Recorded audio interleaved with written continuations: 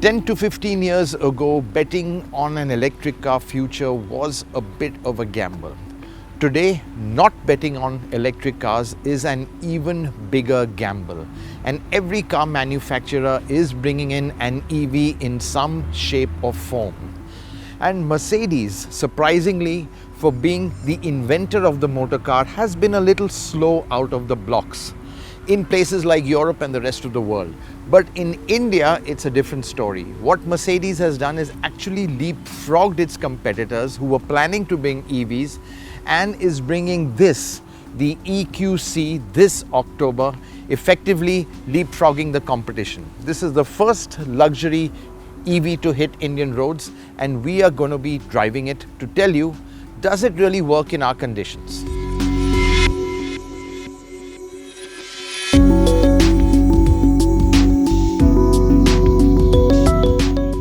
EQC has a lot of GLC in it because, well, it's based on the GLC. And that's partly the reason the design doesn't break the mold and looks quite like a regular Merc from some angles. The only elements of EV-ness apart from the badging are those lovely futuristic looking lights and that fiber optic light strip running across the bonnet. And the best bit, those stunning 20-inch alloys with splashes of bright blue.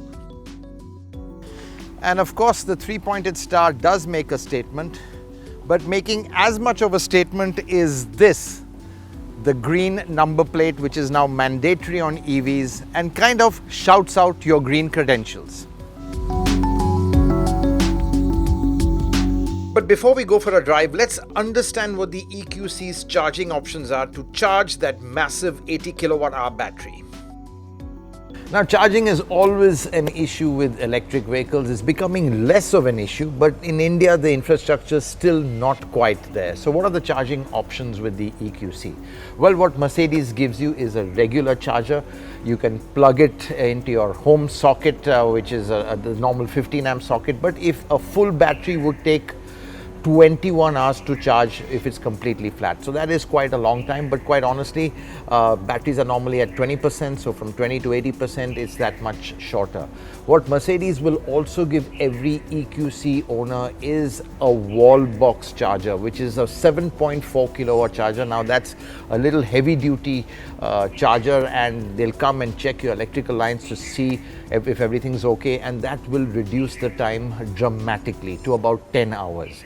But the ultimate goal is DC fast charging. Now, you need an industrial setup for that, and clearly Mercedes, what they have over here in their plant is a demo, and what they're not telling us is that they're planning to tie up with certain partners to have a network of these fast DC chargers, and this could charge a flat battery in as little as 90 minutes.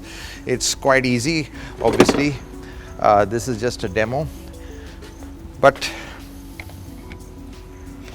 plugging it in there, waiting for it to charge. 90 minutes is still a long time, but again, as I said, it's from a flat battery. But if you need a quick top up to get you home, just plug in here, have a quick coffee, and you'll have those extra kilometers to reach your destination. On a full charge, you have a very useful range of a claimed 450 kilometers. Now, in the real world, 350 to 400 Ks between charges is very possible.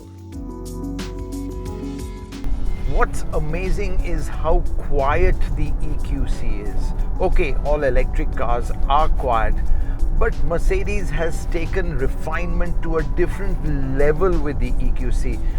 Of course, there's no engine noise, but road noise, wind noise, tire noise, all very, very well subdued to give the cabin a kind of tomb-like silence. And when you're cosseted in a high-quality cabin, the sense of calm and well-being is further heightened.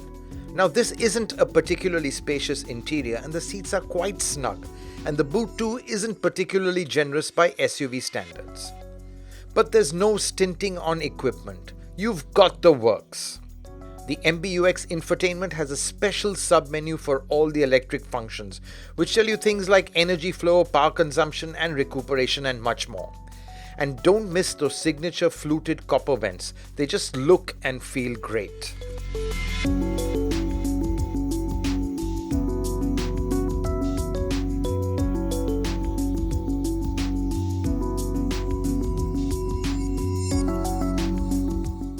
you've got multiple drive modes like you would have in any Mercedes. Obviously this has an impact on the electric motors and the power they deliver and the way they deliver. I'm now in sport and I'm just going to give it a bit of stick.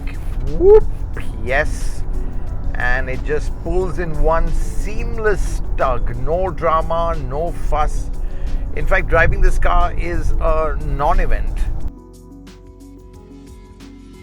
The EQC must speed brilliantly and can go from 0 to 100 in 5.1 seconds, which is impressive for a car that weighs 2.4 tons. Propelling the EQC is a pair of asynchronous electric motors which effectively make the EQC a four-wheel drive. But when you're cruising gently, the default mode is front-wheel drive.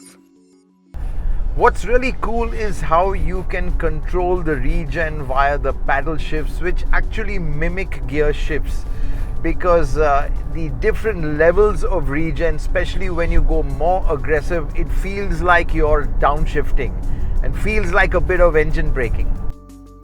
But does the EQC drive like a Merc should? Now I'm on the Pune-Mumbai expressway, just cruising along, very hushed, very quiet. The surface is a little uneven. The concrete has become a bit wavy, so in a way it's a good test of the car's ride. And the EQC, it rides well but doesn't kind of flatten the road like typical Mercs do. The drive to Karjat threw up what is possibly the EQC's biggest flaw: ground clearance or a lack of it. Now that huge battery pack which sits under the floor is pretty low, and as a result, speed breakers and deep potholes have to be tiptoed over.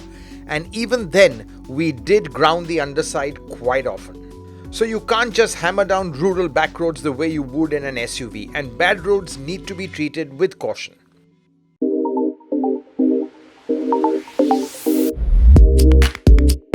The EQC will set you back by around 1 crore, which is GLS money for a car that's about the size of a GLC. So bang for the buck is not what you're going to get. But then EVs are not about making the most of your money.